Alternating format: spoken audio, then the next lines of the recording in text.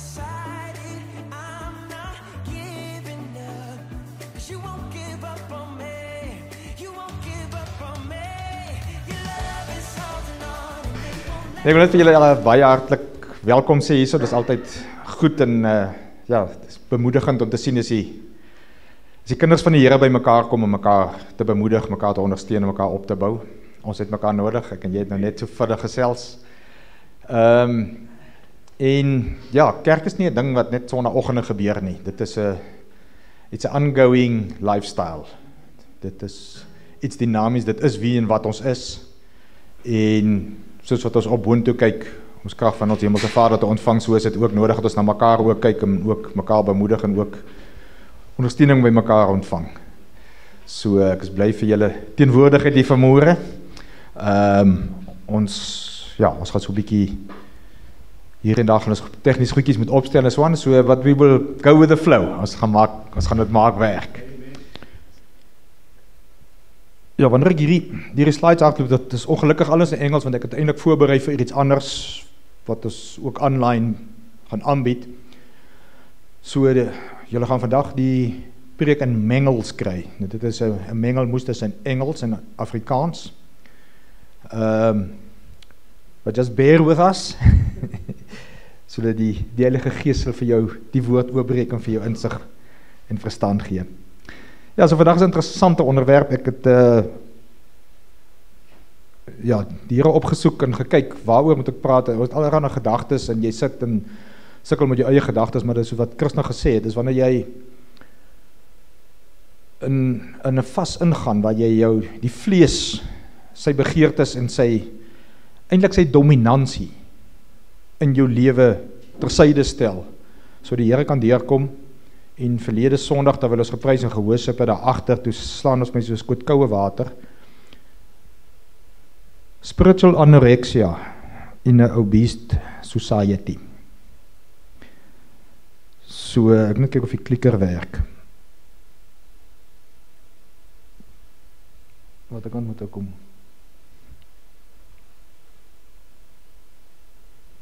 Sê. So ek net vir julle so 'n bietjie redelik woord vat vanoggend.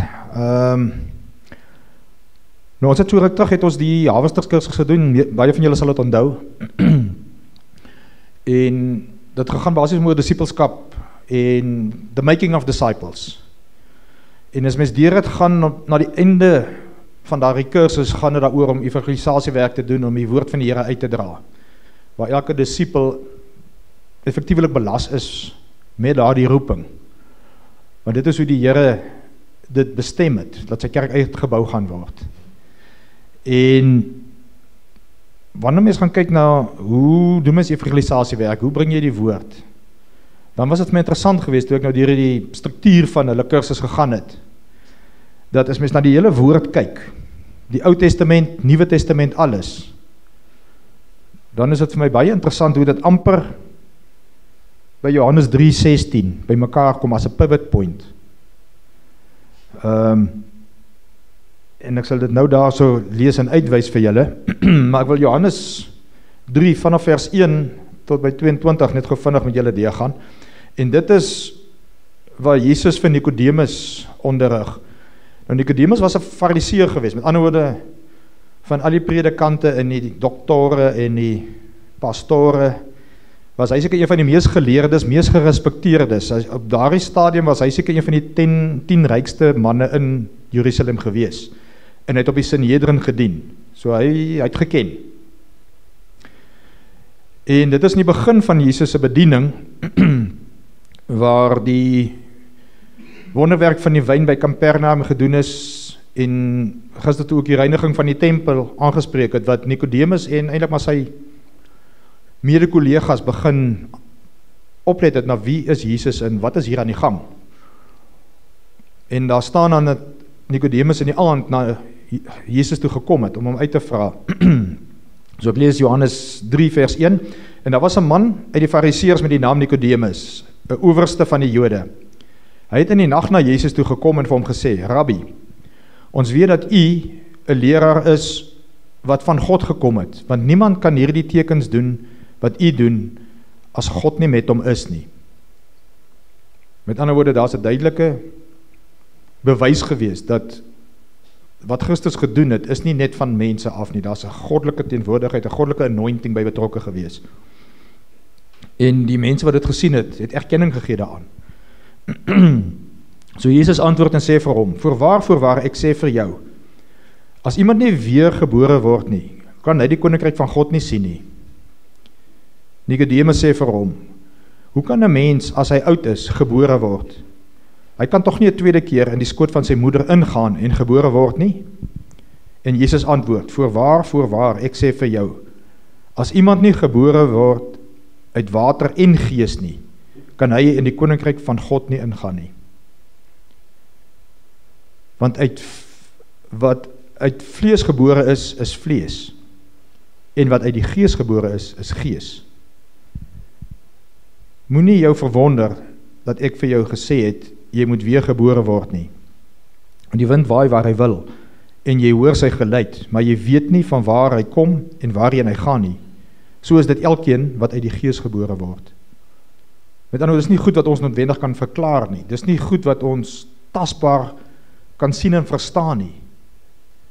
Maar soos wat die wind daar buite waai, jy kan hom nie sien nie, jy kan hom nie verklaar nie, maar tog jy sien sy effek. Val jy op Philips staan as jy wil wasgoed ophang, en jou sokkies met 3 pennetjies moet vaskom. Dan is jy terdee bewus daarvan dat daar die wind teenwoordig is en dat hy 'n impak en 'n effek het. En Nicodemus antwoord en sê vir hom, hoe kan hierdie dinge gebeur? Jesus antwoord en sê vir hom, jy is die leraar van Israel en jy weet nie hierdie dinge nie? Voorwaar, ek sê vir jou, ons spreek wat ons weet en ons getuig van wat ons gesien het en julle neem ons getuienis nie aan nie. As ek julle van die aardse dinge vertel en julle nie glo nie, hoe sal julle glo as ek julle van die hemele vertel? En niemand het opgevaar in die hemele nie, behalwe hy wat uit die hemel neergedaal het, naamlik die seun van die mens, wat in die hemel is. En soos Moses die slang uit die woestyn verhoog het, so moet die seun van die mens ook verhoog word, sodat elkeen wat aan hom glo, nie verlore mag gaan nie, maar die ewige lewe kan hê. En dan 3 vers 16, wat so 'n bekende versie is, vir al as jy evangelisasiewerk doen, wat dit vat die hele evangelie, in al sy komponente in een versie vas. Johannes 3:16, want so lief het God die wêreld gehad, dat hy sy enige gebore seun gegee het, sodat elkeen wat aan hom glo, nie verlore mag gaan nie, maar die ewige lewe kan hê. En daarin word die hele evangelie vasgevang.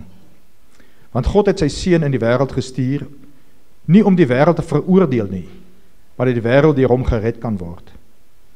Hy wat aan hom glo, word nie veroordeel nie, maar hy wat nie glo nie, is alreeds veroordeel, omdat hy nie geglo het in die naam van die enige gebore seun van God nie. En dit is die oordeel, dat die lig in die wêreld gekom het, en die mense het die duisternis liewer gehad as die lig, want hulle werke was boos. Want elkeen wat kwaad doen, haat die lig, en kom nie na die lig toe nie, dat sy werke nie bestraf mag word nie. Maar hy wat die waarheid doen, kom na die lig, sodat sy werke geopenbaar kan word, dat hulle in God gedoen is. En dan is het nou interessant, as mens nou kyk, daarna is er net so 'n stukkie van die getuienis van Johannes die Doper, en ons gaan nou lekker woord vat vanoggend. Dan wil ek vir julle so vinnig net Johannes 4, 3 tot 38 ook lees. En dit is wat kort daarna plaasvind, waar Christus toe uitgegaan het, en toe die Here verneem dat die Fariseërs gehoor het dat Jesus meer disippels maak en doop as Johannes, alhoewel Jesus self nie gedoop het nie, maar sy disippels, het hy Judea verlaat en weer na Galilea gegaan, en hy moes deur Samaria gaan. Hy het toe by 'n stad van Samaria, wat Sigar genoem word, naby die stuk grond wat Jakob aan sy seun Josef gegee het. En die fontein van Jakob was daar. Jesus het toe, omdat hy moeg was vir die reis, sommer by die fontein gaan sit, en dit was omtrent die 6de uur. Nou die 6de uur in hulle tydsmechanisme is omtrent so 'n middagete gewees. Daar kom toe 'n vrou uit Samaria om water te skep, en Jesus sê vir haar, geef vir my water om te drink. Want sy disippels het na die stad gegaan om voedsel te koop.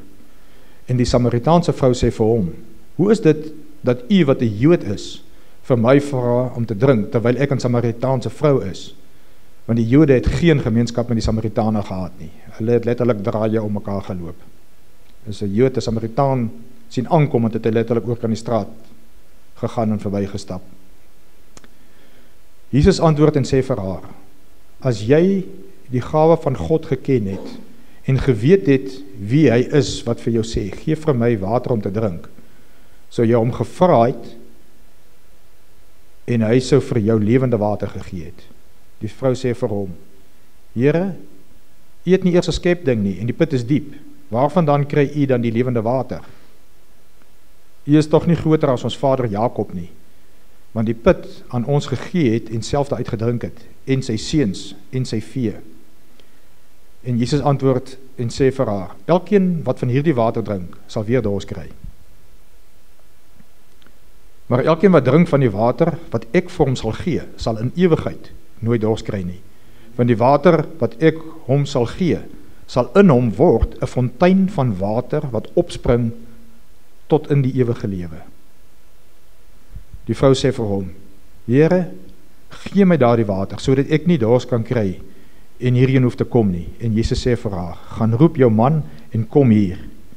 En dan is maar net die gesprek tussen haar, wat gaan waar Jesus basies 'n woord van wysheid gehad het, 'n insig daar in haar omstandighede, en hoe hy aan haar geopenbaar het, dat hy insig het in haar situasie, weer eens 'n wonderdaad, wat toe vir die vrou oortuig het, dat hy die Messias is.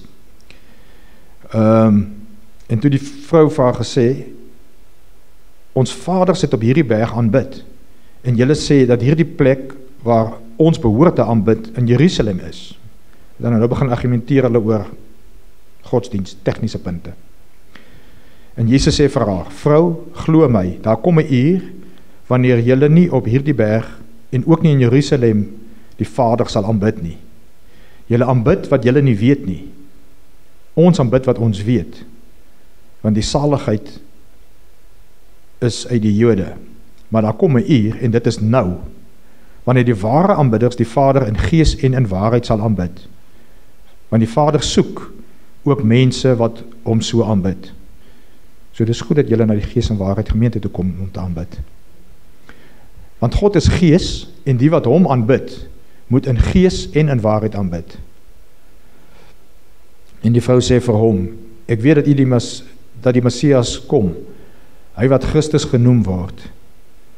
Wanneer hy kom, sal hy ons alles verkondig. En Jesus sê vir haar, dit is ek met wie jy spreek. En dan gaan dit maar aan met die oes van die arbeiders, dis waar sy disippels weer kom aansluit het, en hy sê vir hulle, dit is nog 4 maande dan, kom die oes. Kyk, ek sê vir julle, slaan julle oë op, en aanskou die lande, dat hulle al wit is vir die oes. En hy wat maai, ontvang loon, en vergader vrug vir die ewige lewe, sodat die saaier en die maaier saam bly kan wees. Ek gaan net tot daar gaan vir nou. So dis nou 'n mond vol, so wat vir my opstaan van Nicodemus se situasie, en ek persoonlik relate baie daarna, toe as ek kyk na my eie getuienis, en dis 'n ding wat ek ook oor en oor vir julle wil bydra, en dit is, julle moenie die krag van julle persoonlike getuienis onderskat nie, want wanneer ons mense noop en aanmoedig om te gaan getuig, om te gaan evangeliseer, dan gaan die shutters op en almal is bang. En eintlik al wat dit op neerkom, is dat jy dit wat die Here in jou lewe doen, met die mense in jou circle of influence gaan deel. Die pad wat die Here met jou gestap het, is die woord wat ander mense nodig het om te hoor. So dis nie 'n groot tegniese ding, dis om die waarheid te sê, eintlik net 'n spontane proses, waar jy dit wat die Here in jou lewe gedoen het, met ander mense deel. En as ek nou kyk na Nicodemus se lewe, hy het groot geword, en is opgelei, en het kennis gehad, oor die Joodse geloof van daardie tyd. En toe Christus op die toneel kom, en hy gekonfronteer word met die wil ek amper sê die Messias homself, toe het hy vrae gehad, en hy het gaan uitvra, en die Here het hom gekonfronteer met een waarheid, en dit is, dat jy wedergebore moet word. En dit is iets wat hy mee gestoei het. En dan kyk ek na my eie lewe, die voorreg gehad, om groot te word in 'n predikantse huis, alhoewel my pa in die onderwys was, het hy dit gebruik as sy bedieningsveld, juis om na kinders toe uit te reik. So ek het die voorreg gehad om in sy huis en in sy teenwoordigheid groot te word. Ek kan onthou, daar's tye gewees wat ek wou insluip in sy kantore in, want sy kantoor was seker so groot soos hierdie gedeelte van die kerk, en hy was toegepak met boeke, which was fascinating vir my as kind. En ek het baie probeer insneek daar om te gaan blaai tussen al hierdie boeke en die kennis deur. En as ek insluip, en ek het nie geweet hy's daar nie, dat ek hom gekry, voor sy les en naby, wees om te bid vir ons, en in te tref vir sy mense. En dis die man wat ek geken het, dis die man wie voorreg ek gehad het om sy teenwoordigheid groot te word. En toch ten spyte daarvan, so ek was 'n kerkmens, ek het die kennis gehad, ek het groot geword met die opleiding, met die voorbeeld. En toch toe ek uit sy huis het is, en ek is die wêreld in, ek moet my pad gaan stap, het die wiele maar ernstig afgekom. Want daar was, tussen my as kerkmens en die res van die wêreld was daar geen verskil nie, daar was geen onderskeid nie. Want ek het soos die res van my buddies in die weermag, was ons maar uit op jolle, en na die tyd ook, toe ek universiteit toe is, was baie ander wat ek nie geweet het, toe ek van die dros af aan my koshuiskamer gekom nie. En in daardie tyd, is dit waar die Here my by mekaar gemaak het. So ek as kerkmens, ek wat in die kerkkonstitusie groot geword het, was net so verlore soos die res van die samelewing. So jou lidmaatskap by hierdie institusie waarborg vir jou geensins die ewige lewe nie. So in Nicodemus se geval is hy gekonfronteer, en dit was om die struikelblok, die konsep van 'n rebirth. Because that which is born from flesh is flesh, and only that which is born from the spirit is spirit. En die Vader soek mense om hom te aanbid in gees en in waarheid. En as jy net met die vleis na die package toe kom, of na die aangeleentheid toe kom, skiet jy ver te kort.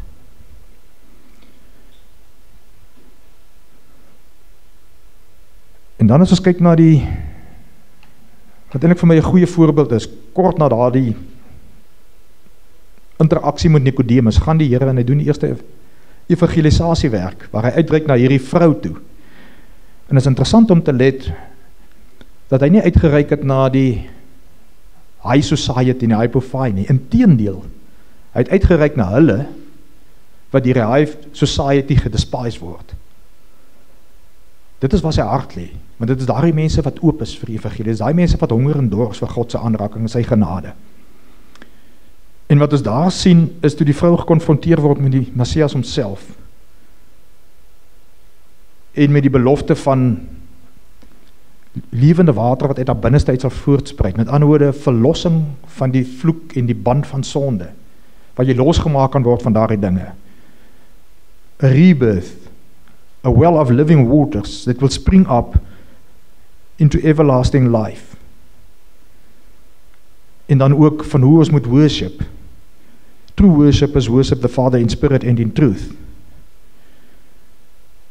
En dan kort daarna, ek het dit nou nie nou gelees nie, maar wat sy disciples hom gevra het, maar waarvan praat hy, en toe het hy ook vir hulle genoem daarso, van die vlees wat hy het, is basies, it's to do the will of him who sent me. The harvest is ripe, therefore I send you.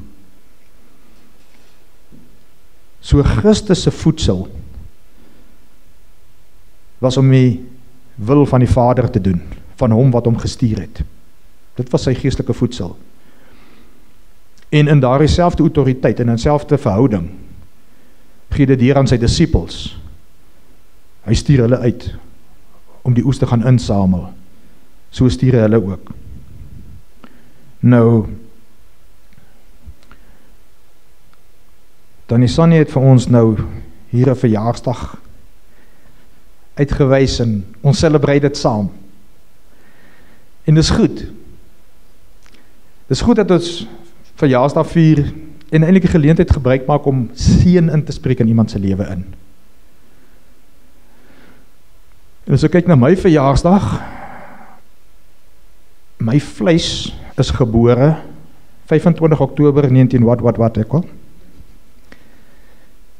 Dis toe my vleis gebore was. Maar Tannie Sannie, ek wil jy moet vir my 'n notaatjie maak, want ek is snoep, ek is nie tevrede met net 1 jaarsdag verviering hier by julle nie. Want my gees is gebore 30 April 1988. So ons moet hom ook celebrate, Tannie Sannie. Ek soek koek, ek soek seën. ek soek my, dit kom weer, dit kom elke jaar, glo vir my. En dis die tyd toe my gees gebore was, want daar in my koshuiskamer, dat ek besef het ek was besig om my lewe te reuneer. Christen, my naam is daar op die register, in hulle boek, maar nie noodwendig in die boek van die lewe nie. En dit was nodig, soos wat die Here daar vir Nicodemus uitgewys het, dat daar kom 'n punt, waar jou gees gewederbaar moet word. Want sonder dit, sal jy die hemel nie sien nie. En dit kan op 2 maniere geïnterpreteer word. Nommer 1, sonder dat jou gees gewederbaar word, is jou pad hel toe, period. Dit is daarom vir jou nodig, dat jou gees gewederbaar moet word. Want dit is deur die siel van die Heilige Gees, waar jou verlossing beseël word, wanneer jy tot wedergebore kom. Maar 'n ander ding wat ek ook toe verstaan het, wat uit dit uit voortspruit, is dat sonder die Gees se werking in jou lewe, het jy nie die insig nie, jy kan nie in die vlees die hemelse dinge verstaan nie. Jy het nie die vermoë om insig te toon van waarheen jy op pad is nie. Jy sal die hemelse dinge nie verstaan, as jy dit in die vlees probeer interpreteer nie.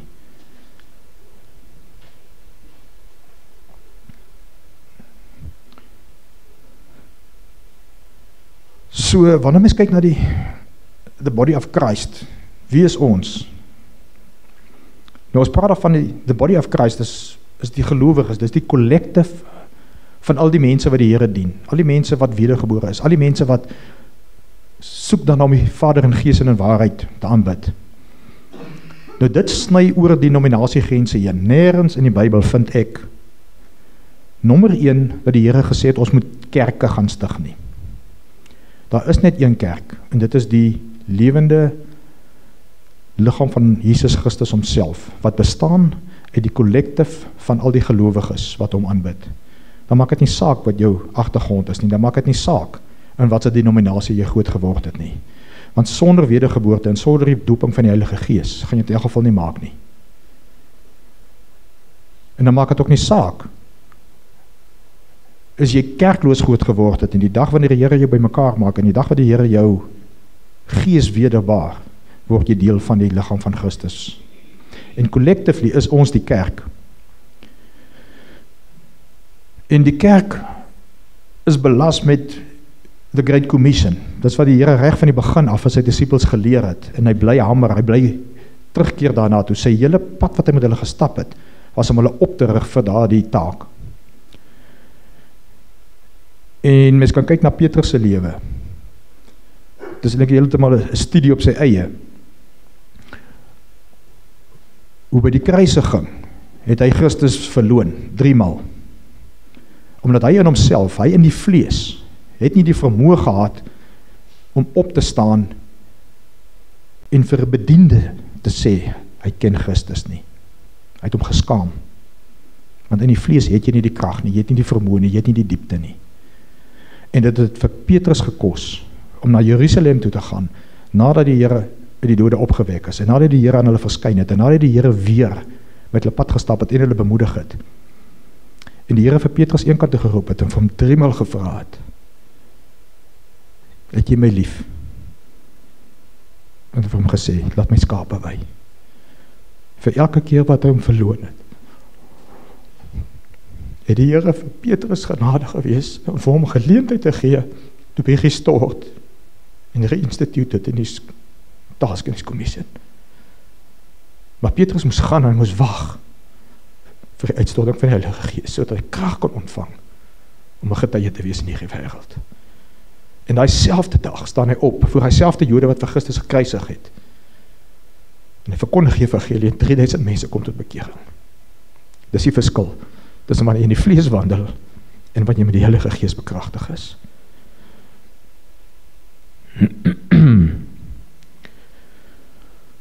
So, the body of Christ, daar's 'n paar getuienis wat ek bietjie wat na wil kyk.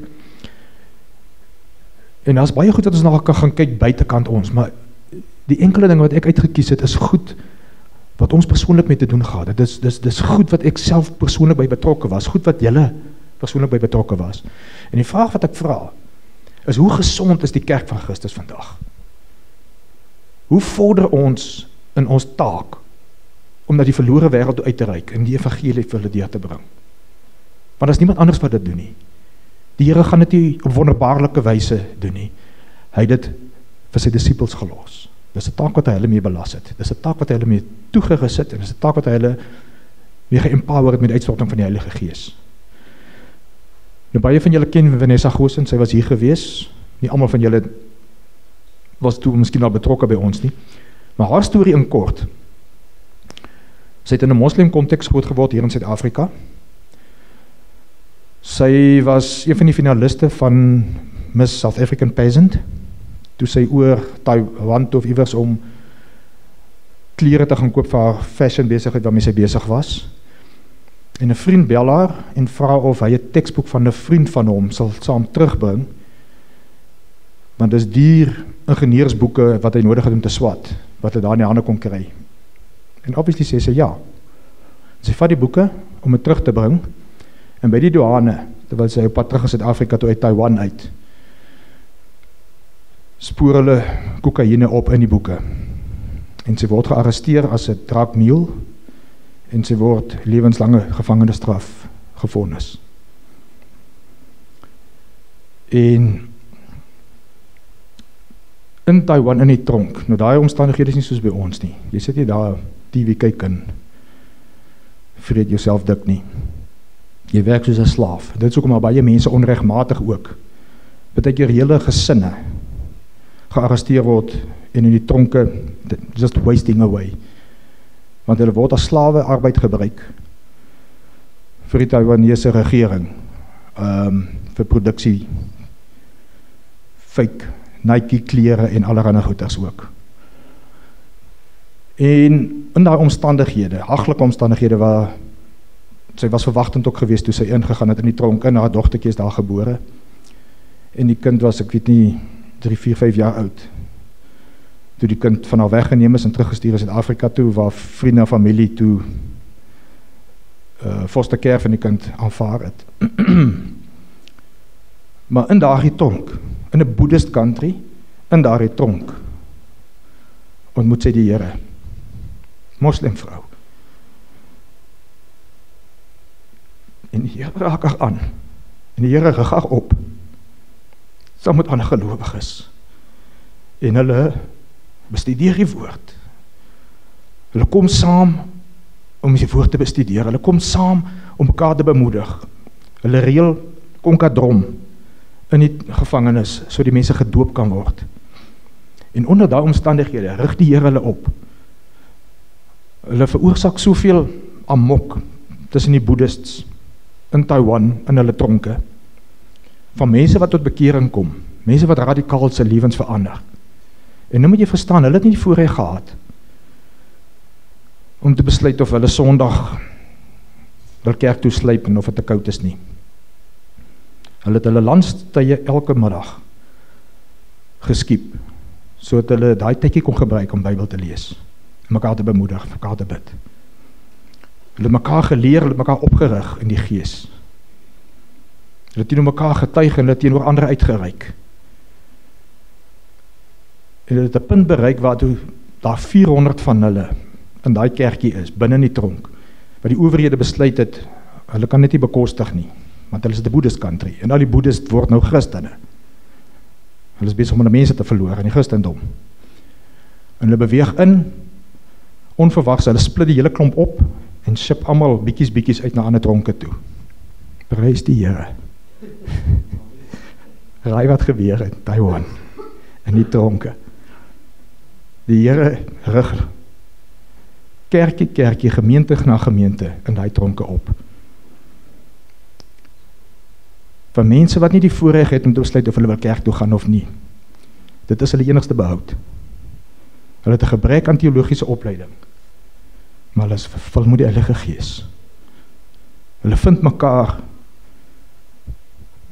buitekant in die tronk waar hulle besig is om onder daai hartlike omstandighede mekaar te moet opsoek, mekaar te bemoedig. Bekragtig die Heilige Gees. En die evangelie sprei uit en mense se siele word gered. En hulle kom tot inkeer en hulle kom tot by die koninkryk. Ons kyk so rukkie terug, ek en Paul, die getuienis van 'n vrou in Noord-Korea. Nou die hele Noord-Korea is toe. Die manier hoe die mense daar woon, en daai hele land is eintlik net een groot slawekamp. Wat vir, weet nie wat is die mannetjie se naam nie, vir hom moet werk. Dit is letterlik so dat in elke kamer, in elke vertrek, is daar 'n portretjie van die ou se gevrietjie op. En as jy iets ontvang het, as jy kos ontvang het, as jy iets ontvang het van iemand anders af, dan het jy nie die audacity om vir die persoon wat vir jou iets gegee het, dankie te sê nie. Jy gaan staan voor hierdie portretjie. En jy dank hierdie ouetjie se gevrietjie vir dit wat 'n ander man vir jou gegee het, waarmee hy jou geseën het. Dis hoe daai mense geïndoktrineer is. En die mense wat tot bekering kom daar, kan dit nie waag om gebede te prewel nie. Want die kamertjies waarna hulle bly, die mure is nie soundproof nie, sê jou buurman gaan hoor, jy is besig om te bid, hy gaan verklaar jou, want hy kry 'n bonusie. En jy word lewenslang in die tronk weggegooi, waar jy just gonna waste away. En hierdie vrou getuig van hoe sy eendag die geleentheid gehad het om by 'n ou vrou 'n bottel mielies te koop, teen 'n heavy discounted price.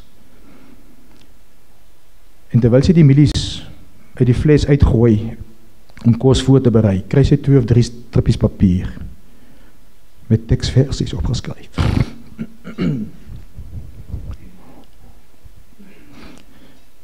En sy lees uit teksversies en die Gees van die Here preek sy evangelie oop. En hy raak daai vrou se lewe aan onder die omstandighede wat hulle moet probeer oorleef. Dus sit sy met 'n predikament. As sy gevang word daarmee, kan sy of die doodstraf kry, of sy gaan in elk geval lewenslang in die tronk loop. Sy's gonna waste away. Maar die Gees van die Here werk met haar. En sy gaan soek weer die vrou op, om opgevolg te word. Sy soek meer van dit wat sy daar gevang het, in 2 of 3 stukkies papier. En dis die gebede van die gelowiges buitekant Korea, wat daai mense se harte voorberei, hulle ontvanklik maak vir die evangelie. En die vrou het verder uitgereik na haar toe, hulle het verder kontak gehad, maar hulle kan nie openlik by mekaar kom om fellowship te hou nie. Dis letterlik net in die verbygaan, dis 'n knik, dis 'n hint. It's a friendly gesture. Dit is hoe die evangelie in Korea versprei. En sy begin ander mense waarneem. Soos wat sy in die mark verby hulle beweeg, is daar iemand wat ook 'n friendly gesture gee. Goed, waarvoor sy ewe skielik van bewus begin word. En soos hulle verbystap, word daar 'n teksversie op skrif uitgeruil. En hulle begin soek mekaar op, 4, 5, 6, kom by mekaar. Iewers in 'n ou warehouse, iewers in 'n mynskag, iewers in die bos, waar die mense hulle nie gesien nie, en nooit 2 keer na mekaar op dieselfde plek nie. En as net 'n vinnige by mekaar koms, bid vir mekaar, deel 'n bietjie woord, en bemoedig mekaar. En die kerk in Korea groei. Is besig om van krag tot krag te gaan. En nee, hulle het nie die luxury van kerkinstitusies waar hulle kan besluit of hulle sondagoggend gaan badder om te gaan bywoon nie. elke geleentheid, hulle honger en dors, hulle versigtiging is, om met mekaar te kan ontmoet, vir mekaar te kan bid, mekaar te kan bedien, en mekaar met die evangelie te bemoedig. En dit was nie lang daarna nie, terwyl hulle iewers in 'n fabriek by mekaar kom, met die veiligheidsmagte inbeweeg en hulle almal gearresteer. Sy sê die marteling wat daarop gevolg het sy dit reg gekry om haar verstand en haar liggaam te onderskei. Dis die enigste manier hoe sy die pyn van die marteling kon verduur. En na 'n paar maande het die mediese van die tronk die owerhede gesê dat, want sy het ingegaan vir rehabilitasie, re-education,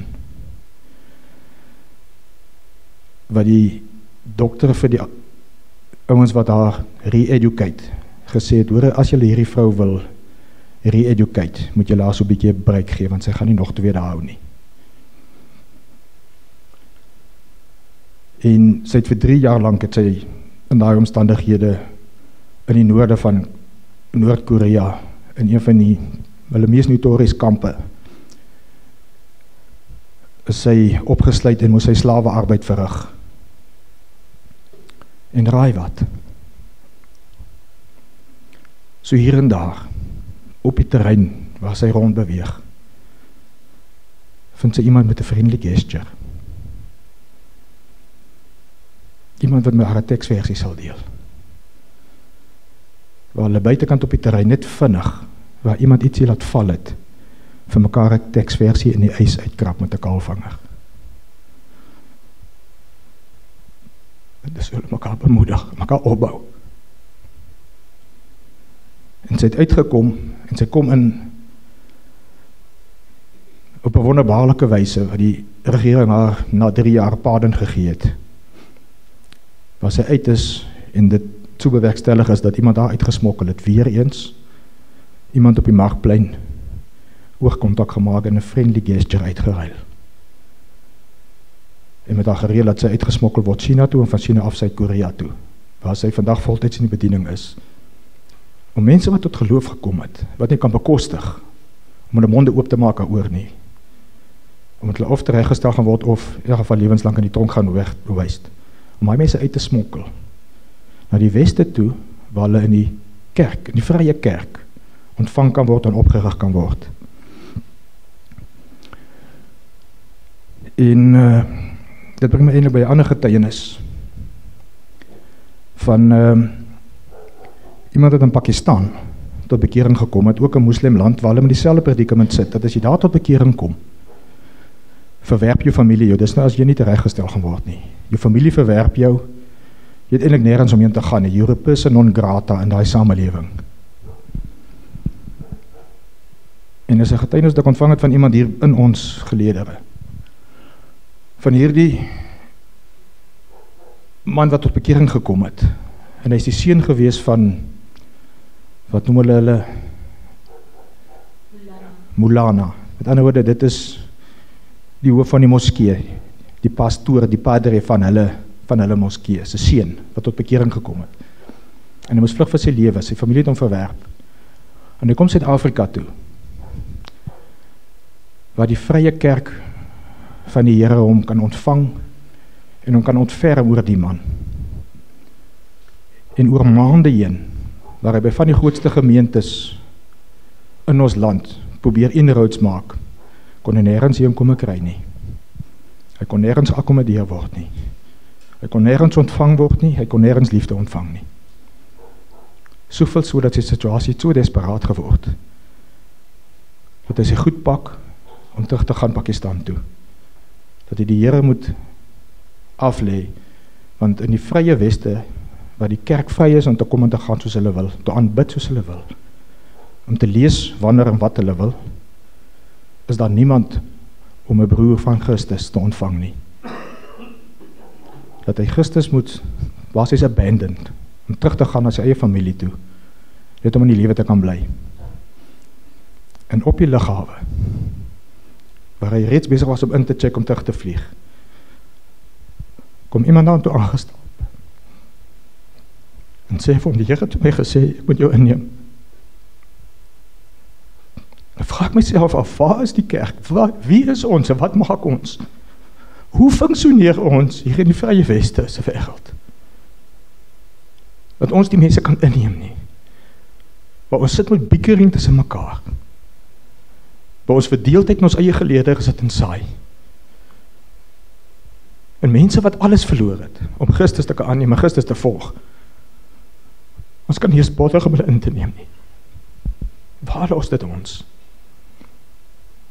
Ek het kort na my studente daar, toe ek op in Sandton aangekom het ek die voorreg gehad om uit te gaan Mosambiek toe. En ons is daar in die sentrale gedeeltes van die noorde van Mosambiek in Frelimo terrein. Waar ons gaan kyk het na die vervolging van die kerk daar, waar kerke boer mense afgebrand word, in die villages, waar ek saam met Dave Toms ingegaan het, ons het gaan scouting werk doen vir sy werk, en dit was omtrent 1996 se kant, waar ek vir Dave Tom ontmoet het in Beira, is 'n man wat in Durban groot geword het, hy het ook nie die Here geken nie, die Here het hom ook op radikale wyse by mekaar gemaak, was 'n jong man, jong getroud, 'n fantastiese loopbaan voor hom gehad, om vir hom 'n karier te kon bou. Maar die Here belas hom met die verlore mense. En hy gee alles op. Hy gee sy drome, hy gee sy visie, hy gee sy toekoms, hy gee die besigheid wat hy kon gebou het in hierdie fisies materiële wêreld, gee hy alles op om die Here te gaan dien. In haglike omstandighede in Beira. En terwyl ek hom gaan besoek het om te kyk wat is die aard van sy bediening en hoe gaan dit daar met hom? Wat het hulle nodig? Dat hy vir my gesê het, hy spandeer 80% van sy tyd onder sy Isuzu bakkie om met 'n stuk draad en tang die ding aan mekaar te probeer hou sodat hy kan gaan ry om die woord vir die Here te bring. Hy het alles prys gegee. Maar die kerk van die Here kan nie bother om hom te ondersteun of om die materiële means te gee dat hy sy werk kan gaan doen nie. Dat hy wat nie 'n mechanic is, nie moet 80% van sy tyd spandeer om 'n Isuzu bakkie aan die gang te kan hou, sodat die woord van die Here kan uitbring na die mense toe. So dan vraag ek myself af, waar staan ons? Waar staan ons as die kerk van die Here? Ter opsigte van die las waarmee ons belas is, om uit te gaan.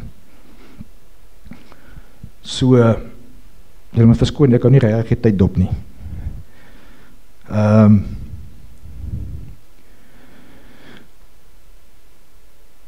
So wanneer ons kyk na wie en wat is die kerk veronderstel ons om te wees, dan is ons baie vinnig om, ons wil converts maak, ons wil die seats volpak, ons wil getalle inkry.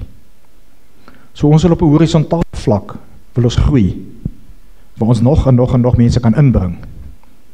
Ons het verstel om daardie mense op te lig in leierskapposisies, op te rig in hulle bedienings. En ons is ook veronderstel om daai mense te help,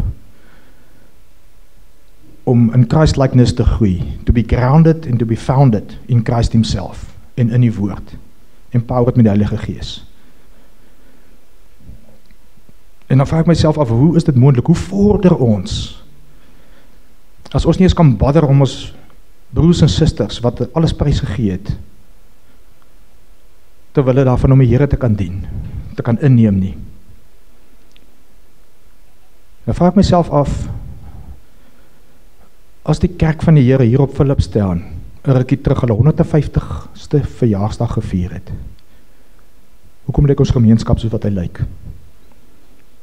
In totale shambles, in alkoholisme vasgevang, in drugs vasgevang, 'n gemeenskap verdeel, biekering en skindering, en dan gaan ons aan. Is ons werklik besig met die werk van die Here? Is ons werklik besig om ons te bemoei met die dinge wat die Here op ons harte gelê het? Is ons besig om mense in ons eie geleedere in leierskap op te rig in hulle bedienings? En is ons besig om die individue wat die Here vir ons gegee het, met wie ons te kan bedien, te ground in die woord, en te bedien in die gees te groei? Want dit is daar waar die getalle vanaf gaan kom.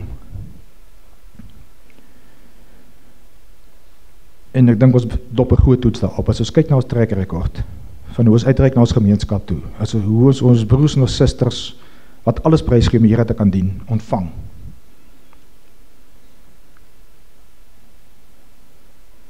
Ek is nou so 'n slide of 2 voor. So as ons misluk om mense te ground in Christ-likeness, as ons misluk daaraan om die mense op te rig, dat hulle volwasse kan word in die woord, dan help dit nie. Ons probeer horisontaal uitry en die pews volmaak met getalle nie. Dit baat ons niks.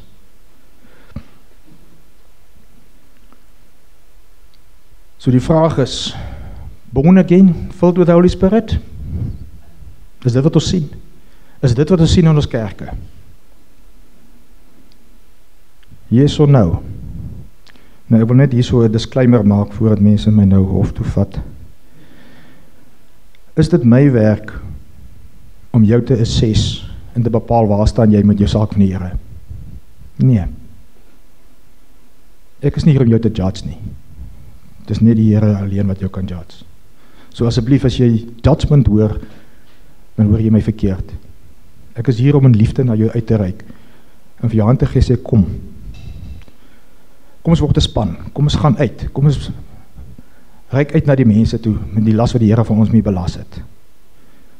So wanneer jy jouself assess, waar staan jy in terme van die werking van die Heilige Gees in jou lewe? Waar staan jy in terme van hoe die Here besig is met jou?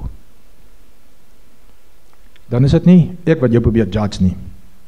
Dan is dit maar net 'n health check wat jy vir jouself doen, so wat jy koorspennetjie onder jou tong indruk.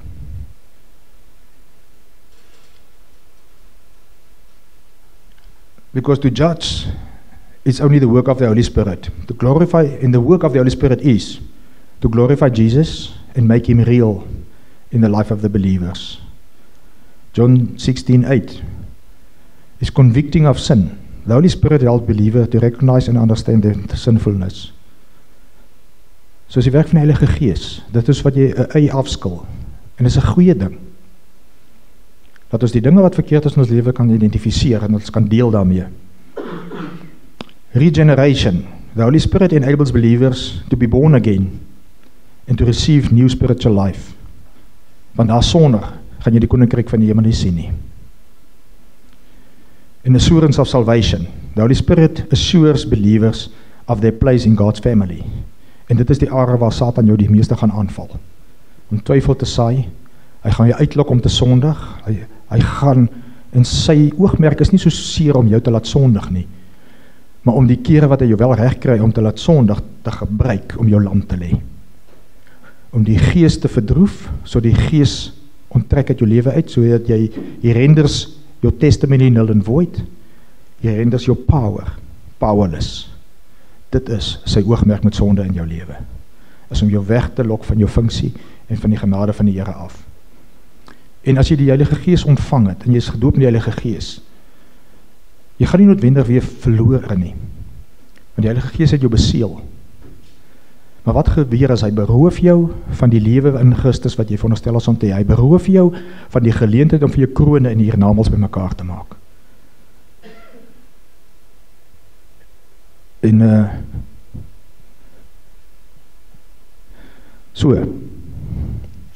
the work of the Holy Spirit is not my doing. Soos ek vandag met jou praat, ek is nie hier om jou aan te kla of aan te val nie. It's the conviction of the Holy Spirit. En hier is die disclaimer. The flesh is easily offended. Met ander woorde, as hy goed gesê gaan word wat jou offend, prys die Here. Want ons is besig om my vleis uit te lig, ons is besig om lig op hom te sit, en ons is besig om in 'n hoek in te jaag. And the flesh will throw a tantrum for the sake of his own self-preservation. So as ons 'n bietjie gaan roer vandag, dan is dit goed, want hy gaan terug wil beklei vir sy eie self-preservation. So, spiritual well-being, assessment for a Christian believer. So waar staan ons? Kom ons gaan meet so bietjie. Dis kyk waar staan ons in hierdie hele oefening. Ek moet seker vir julle saamblaai.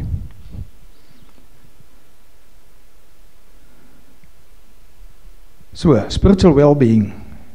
Your spiritual well-being is more than just personal peace or a religious activity. Your spiritual well-being reflects a dynamic, mature relationship with God through Jesus Christ. Your spiritual well-being is the evidence in one's life, or is evident in your life and in the outward conduct. Dit is hoekom dit vir mense in Noord-Korea moontlik is om in 'n oorvol tronk medegelowiges te opspoor sonder dat hulle mag praat daaroor, sonder dat hulle enige iets mag openbaar dat hulle daar is. Net 'n gesture. Net 'n vinnige teken. And they sense one another. Because the Spirit is vibrant and active and living within one of them. En so moet die rest van die wêreld ons ook kan ken. En ons kan identificeer. So is that fragrance presence in your life?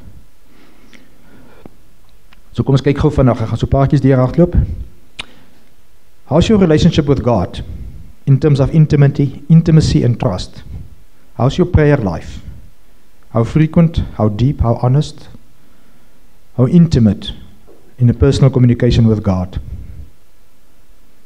How's your Bible engagement? Regularity, your desire to read the Bible, your application of the Bible in your life, and the discernment in studying God's Word. How's your worship and your reverence? Heartfelt, personal, and corporate worship as a lifestyle, not just an occasional event. How's your faith and your trust in God? Your confidence in God's character, His promises and His providence. Kom ons kyk bietjie na Christ-like character. Is the fruit of the Spirit evidence in your life? Is the evidence of love, joy, peace, patience, kindness, goodness, faithfulness, gentleness, self-control? Is that evident in your life? Humility and teachability, willingness to repent, to learn, to submit, and to grow in grace. Nou dis op hierdie ene wat die vlees baie misluk, because he's not willing to repent, he's not willing to humble himself. Obedience and holiness, your desire and the effort to align your life with God's commandments. Freedom from condemnation, living with assurance of your salvation, receiving grace, and walking in forgiveness. Want baie mense sukkel met forgiveness, hulle kan hulle self nie vergewe nie. En die Satan gebruik dit ook om jou onder te hou en jou render jou powerless. So dis ook 'n area wat jy moet uitsorteer in jou lewe.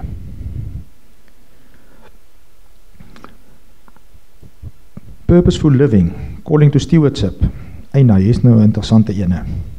How's your sense of calling and identity? How's your understanding and pursuing of your God-given purpose in your spiritual gifts? Weet jy ooit wat your God-given purpose is? Of leef jy vir yourself? Because that's a concern. How's your use of time and your talents? Are you a steward of your work, your rest, in the gifts of the kingdom?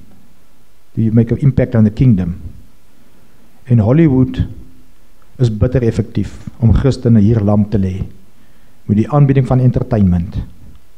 Statistiek wys dat in Suid-Afrika is die gemiddelde screen time vir kinders 9,5 ure per dag. Dis wat daai oogies vasgeglo is op die screens. En wat feed hulle in daai tyd? En hoeveel tyd spandeer hulle in die woord? En hoeveel tyd spandeer hulle in gebed? En hoeveel spandeer hulle in intimiteit met God? And then we wonder why. Your willingness to witness and to evangelize. Your boldness and your compassion for sharing the gospel. Met ander woorde, het jy regtig compassie vir ander mense. Het jy regtig compassie vir die feit dat 1,5 kilometer, 2 kilometer hiervandaan is dat 2.500-3.000 mense vasgevang in alkoholisme en drugs, gesinne wat uit mekaar uitval, kindertjies wat kinders grootmaak, hulle eie kindertjies,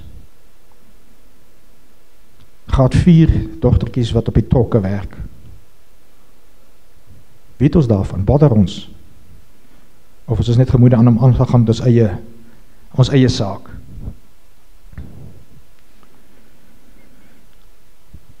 Community and relationship, fellowship and unity. Church involvement and accountability. So how are your participation in the local body? Your spiritual support and submission to godly leadership. Ek sien ons mis omtrent die helfte. Dankie Chris, dat jy vir ons hierdie helfte kom verteenwoordig vanoggend. And your love for others, practical love, forgiveness, service to others, especially in the body of Christ. Vir mense wat nood het in ons eie omstandighede, mense wat geakkommodeer moet word, mense wat moet bygestaan word, of as dit inconvenient, skaam ek my om met sommige van die mense in my gemeenskap geassosieer te word. Conflict resolution and reconciliation. Nou, dis een ding wat die vlees nie maklik wil hê nie, want I want to stand my ground.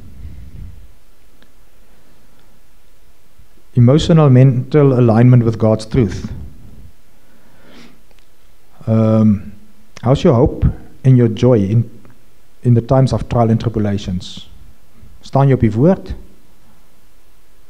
Of val jy maar soos die rest van die wêreld rond agter die vleis en die vleise tantrums aan? Freedom from anxiety and fear. Renewal of the mind. Is nog steeds vasgevang in die denke van hierdie materiële wêreld en hierdie stelsel. Mission orientation and cultural engagement. Het ons 'n kingdom visie. How's your generosity and your service, sacrificial giving of your time, your finances, and your energy for God's purposes? Are you actively busy discipling somebody else at this moment? So dis so 'n paar goedjies wat ons na moet kyk in terme van spiritual well-being. Want as daai goed nie in plek is nie, dan is ons nie besig om vertikaal ons gemeentelede en onsself te groei en te ground nie. En as jy nie op daai vlak kan groei nie, gaan jy ook nie kan excel in jou leierskap en in jou uitlewing van jou bedieninge nie. En dan kan ons maar vergeet daarvan om horisontaal te begin groei, waar ons nog converts maak, wat net so vlak is soos ons. Want dit is hoekom die kerk basies dysfunctional is, because we are disempowered, we are not living in the spirit, we are not spending time in the word, so we effectively dysfunctional and sterile. So, how are we scoring? Of moet ek eerder nie vra nie? John 16:8, the Holy Spirit helps believers to recognize and understand their sinfulness. En die vleis sal 'n tantrum wil gooi vir sy eie selfbehoud. Nou ek het so ruk terug, ek moet 'n vroutjie gesels. En basies maar gesels oor verhoudings en wat sy soek in 'n man. En dit was my interessant geweest. Sy sê toe as sy eendag weer betrokke gaan raak in 'n verhouding, dan soek sy 'n man wat gevrek is. Hy moet heeltemal gevrek wees. Daar moet van sy ego niks oor wees nie.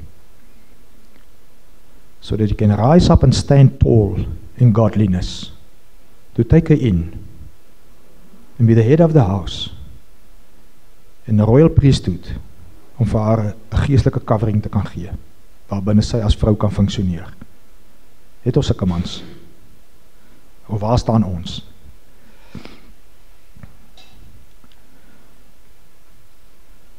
So dit was die inleiding. Nou kan my diens begin. So as ons kyk na spiritual anorexia in 'n obese society, die hele konsep gaan daaroor dat ons sit in 'n gemaklike samelewing wat alles vir jou bied om die vleeslike en die vleeslike behoeftes aan te spreek en te bevredig en te verlustig en onsself vet te voer. Maar hoe lyk ons geestelik? Verarmd, dysfunctional, sterile. En dit is ons uitdaging, dit vir die vrye kerk in die Weste. En dan kyk ons na Galasiërs 5:17-18. For the desires of the flesh are against the spirit, and the desires of the spirit are against the flesh. For these are opposing each other to keep you from doing the things you want to do. But if you are led by the Spirit, you are not under the law. So die vlees wil alles vir homself gryp. Die vlees wil vir homself syself behou. En dan sover ons dit toelaat, gaan ons geestelik anoreksies bly. Dysfunctional, en ons gaan nêrens kom nie. So as ons gaan kyk na wat is die definisie vir die konsep van anorexia? It's an eating disorder characterized by a distorted body image.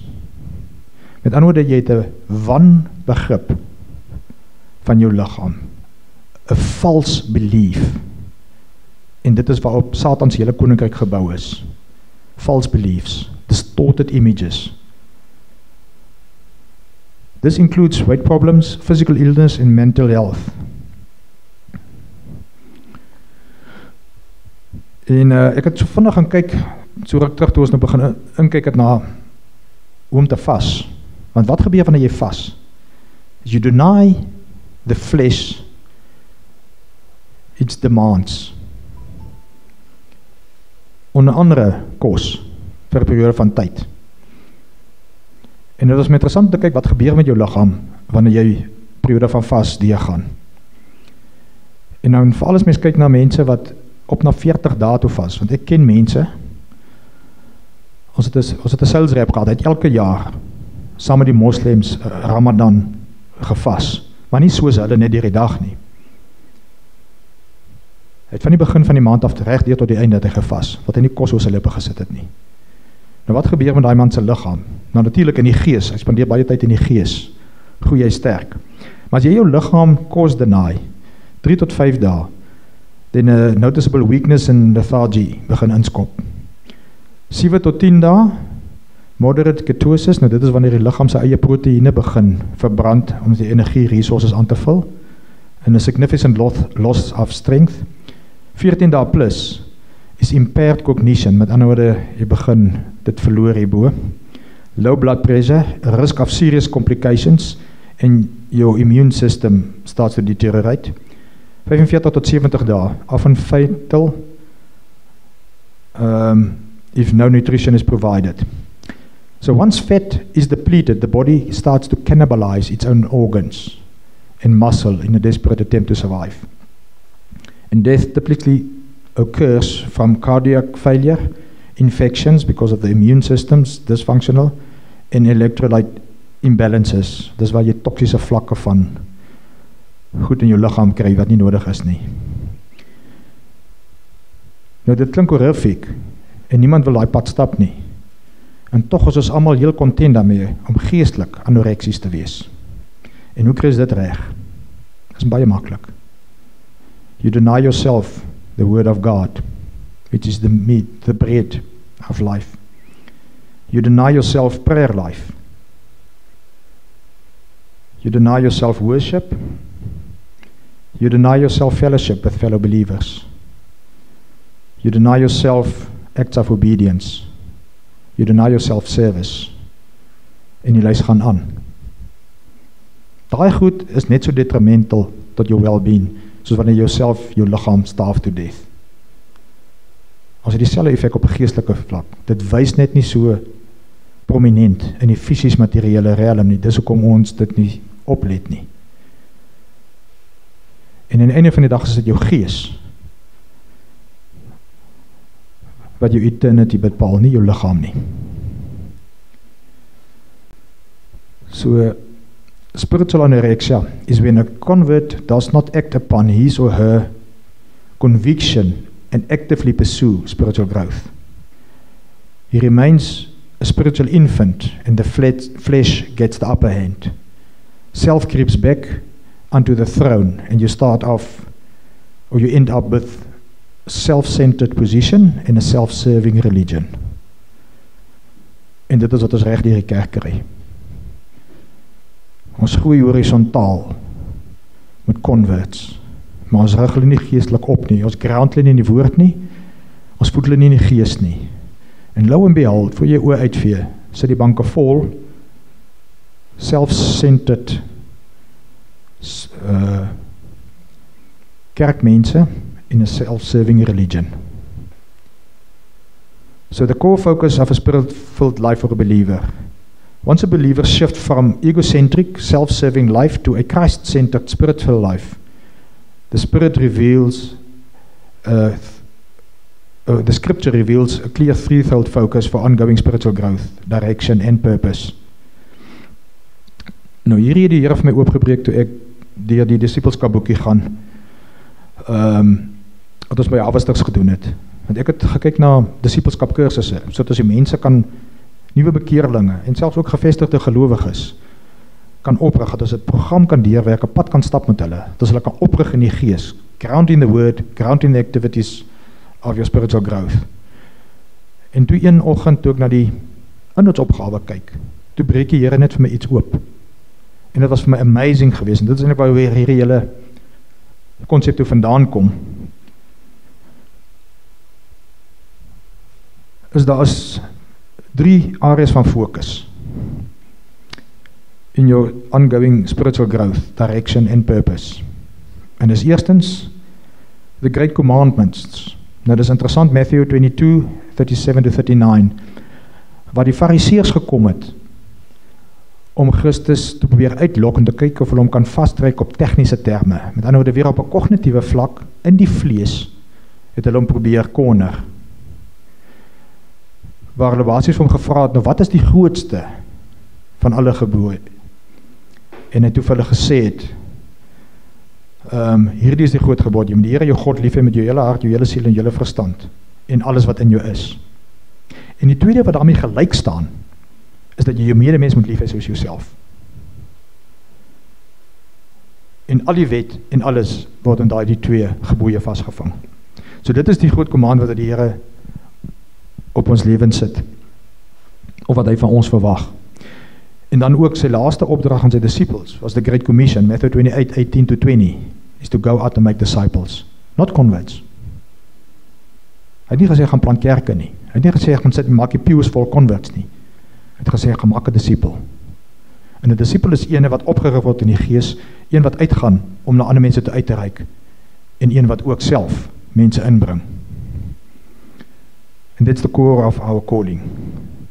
So, the core focus of a spiritual believer, kan ons basies so saamvat. John 14:15, sê die Here, if you love me, you will keep my commandments. Not negotiable. As jy die Here lief het, sal jy sy gebooie onderhou. En sy gebooie word saamgevat in the Great Commandments, Matthew 22, en the Great Commission. En dit deel hom basies op in 3 fasette. So die eerste een is, with all your heart, all your soul and all your mind. En die tweede wat daarmee gelyk staan, love your neighbor as yourself. And then go and make disciples of all the nations. Dit is wat die kerk hulle self mee moet bemoei. Dit is waarby elke gelowige homself mee moet bemoei.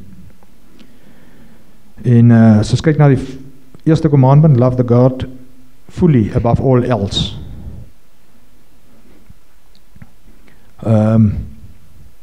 Dan die focus area daarso is worship becomes a lifestyle, not just an occasional event. The believer seeks intimacy with God daily through prayer, scripture and obedience. And the heart and the soul and the minds are being constantly aligned with God's will. Dis waaroor die eerste commandment gaan. En die mense reflection op dit is Christ my highest love and my ultimate treasure? Do I desire His presence more than His blessings? En dis basies die verskil tussen 'n Christ-centric en 'n egocentric approach. Are we in it for what we can get out of the deal? Or is God indeed the focus of our worship? Die tweede ene, second commandment is love others selflessly. Die focus daar is maturing believers no longer live for themselves but for others. They forgive, they bear burdens, and they offer grace generously. Relationships become a place of ministry and not putting self first or use it for manipulation. En die is for reflection op dit. Do I see others as souls to love and not tools to use? Or am I indifferent? Nou, party van julle ken die getuienis van Carol Ward, waar sy in die Sudan in daardie war-torn area ingery het. En sy het gebid en het gesê, maar die Here moet daar nie gesindheid van vrees gee, terwyl sy in daai area inry nie. Toe sê die Here vir haar, dis nie vrees wat jou probleem is nie. Jy het 'n liefde nodig vir die mense waar jy in jou pad is. You must baptize you with love. And is my love sacrificial or is it conditional? Just when it's convenient for me. En dan het 2 Corinthians 15:5 wat hierby aansluit, is God died for all. Those who live should no longer live for themselves, but for him who died for them and rose again. So wanneer jy tot Christus kom, dan gaan jou lewe nie aan terwille van jouself nie. You are now sold out. Deel van 'n groter kingdom. En dan die derde ene is to go and make disciples intentionally. Go and make disciples of all nations, teaching them to obey everything I've commanded you. So dis 'n replication proses. So die focus daar is, the believer accepts Jesus' authority and steps into his mission. Discipleship is not just church attendance, but it becomes the aim of your life. Life becomes a witness through evangelism, mentorship, and service. So am I actively involved, helping others to follow Jesus? And do I see myself as sent in my family, in my job, and in my neighborhood? So gaan gou vinnig deur hardloop so. Dis basies die 3 hoof fokus areas, is to love God, to love others, and to make disciples. Dis waaroor die lewe van 'n volgeling van Christus gaan. Luke 9:23-24. Then he said to them all, whoever wants to be my disciple must deny themselves and take up their cross daily and follow me. For whoever wants to save their life will lose it, but whoever loses their life will save it. So as jy die bogger op die linkerkant wil red, gaan jy jou lewe verloor. Maar as jy bereid is om jou lewe af te lê vir die gees aan die regterkant, dat ons hom nie staaf nie, dat ons nie geestelik anoreksies is nie, dan sal jy die lewe vind. Dit is basies waarop dit daar neerkom. So, Luke 9:23-24 is to deny themselves, the flesh must die. So dit is die mens wat ons na die samelewing toe moet aanbied. Jy moet gevrek wees. Hy ego van jou, daar moet niks van oor wees nie. Sodat jy geestelik kan groei en in die gees kan opgerig word. Sodat mense ook wanneer hulle by jou verby loop, they can sense Christ in you. They can sense the presence of the Holy Spirit in your life.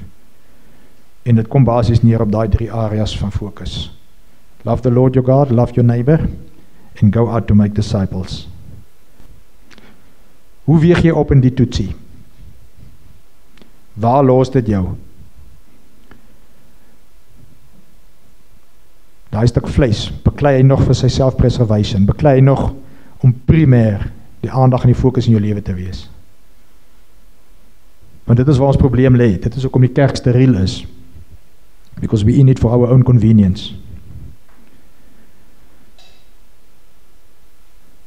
So to fight spiritual anorexia, you need a spiritual diet. You need to feed your spiritual being. In the waters wat ons in die begin gelees het, that never thirst again, is to be rooted in Christ and to be baptized in the Holy Spirit. And the meat is to do the will of Him who has sent you. So, what we need in the end of the day is less of the flesh and more of the Spirit. As net weer 'n reminder, Galatians 5:17-18. For the desires of the flesh are against the Spirit, and the desire of the Spirit is against the flesh. For these are opposed to each other. En ons moet dit nooit uit die oog verloor nie.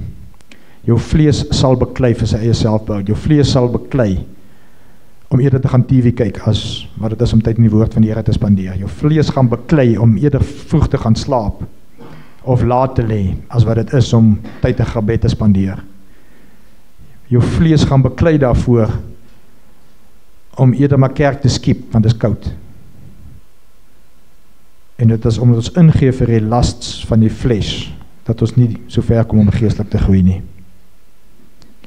So you need to grow spiritually. Love God, love others, and make disciples. En dis die storie. So my beroep, my uitdaging aan julle, as ons kyk na waar die kerk reg staan, as ons kyk na wat buite ons in die uitspeel is ons betrokke, het ons die kapasiteit om betrokke te raak, bother ons om betrokke te raak. En waar los dit jou? Waar los dit jou as individu? En waartoe gaan ons hier vanaf? Dat jy as individu geestelik kan groei. Want sonder wedergeboorte gaan jy die koninkryk van God nie sien nie. En wanneer die Heilige Gees oor jou gekom het, gaan jy die insig kry en gaan jy kan verstaan wat jou rol en jou funksie is en gaan jy geestelik kan groei. Gaan jy die werke van die vlees in jou lewe begin identifiseer, sodat mense kan teestaan en dit kan oorkom. Want sonder die werking van die Gees, sonder die insig van die Heilige Gees en sonder die krag van die Heilige Gees, gaan ons nie die vlees kan oorwin nie. So, kom ons bid saam. Ons Hemelvader, ons wil U dank en ons wil U loof, Here, vir die genadegawe van U verlossing. Dis nie iets wat ons verdien nie, Here, dis nie iets wat ons vir onsself kan bewerkstellig nie. Want soos wat Nicodemus gekom het, om iets te probeer verstaan wat hy in die vlees nie kon uitfigure nie, Here, so staan ons ook. En probeer ons die grootheid en die wonder van U genade verstaan, Here. En dan besef ons dat ons U nodig het. Ons besef dat ons U nodig het in ons elke dag se wandel, Here. Ons besef dat ons die aanraking van U Heilige Gees nodig het. Ons besef dat die werke van die vlees in ons lewe in die hande van die vyand is, Here. Wat daarop uit is, just to come to kill, steal and destroy. En dan besef ons het U so nodig. Ons het U so nodig om te werk in ons lewens, Here, dat ons kan uitreik en 'n verskil gaan maak in 'n wêreld wat verlore gaan. In die lewens van mense rondom ons, Here, in die lewens van mense van ons eie familie. Here, dat ons ook self geestelik moet groei, dat ons self kan oprig. So, Here, dit is ons bede vanmôre, kom en raak ons aan, Here, kom bekragtig ons. Gee ons 'n visie, Here, gee ons insig in U hart, dat ons kan verstaan hoe U hart voel oor 'n wêreld wat verlore gaan. Dat ons kan verstaan dat die meganisme wat U in plek gesit het om daardie verlore wêreld te bereik, is ons. Ons is die oplossing, Here. U liggaam, die kerk van Christus op aarde. So dan wil ek bid, Here, daar waar ons tekort skiet, vergewe ons, Here. Kom rus ons toe met U Heilige Gees. Kom raak ons lewens aan, dat ons strome van lewende water uit ons binneste uit sal kan ervaar. En dat ander sal kan drink daaraan, Here. Dat hulle U sal kan leer ken, as gevolg van die aanraking wat hulle met ons lewens gehad het. Ja, Here, ons besef net ons het U nodig. Besef dat ons osself ons lewens moet verootmoedig voor U. Ek wil bid vir hierdie gemeente, Here, that you will bind us together in love. Ek wil bid vir elke gemeentelid, elke individu, Here, dat U honger en 'n dors vir U woord in ons lewens sal wakker maak. Here, dat ons U sal opsoek in ons binnekamers. Here, dat ons U sal opsoek tydig en ontydig, Here, dat ons U woord sal opsoek en bestudeer, dat U deur die Gees vir ons die woord lewend sal maak en oopbreek. Here, dat ons mekaar sal stig en sal oprig, Here, dat ons mekaar sal ondersteun en bystaan. En dat ons vanuit daardie posisie ook sal kan uitreik na 'n verlore wêreld daar buite. Ja, ons loof en ons prys U heilige naam, Here, en sonder U is ons niks, sonder U kan ons niks bereik nie. Maar dankie vir U voorsiening, Here. Dankie vir U belofte wat U gemaak het, dat U met ons sal wees tot aan die einde van die tye. En dat ons krag sal ontvang wanneer die Heilige Gees oor ons kom. en dat ons u getuiens sal kan wees. Ons loof en ons prys u naam. Amen.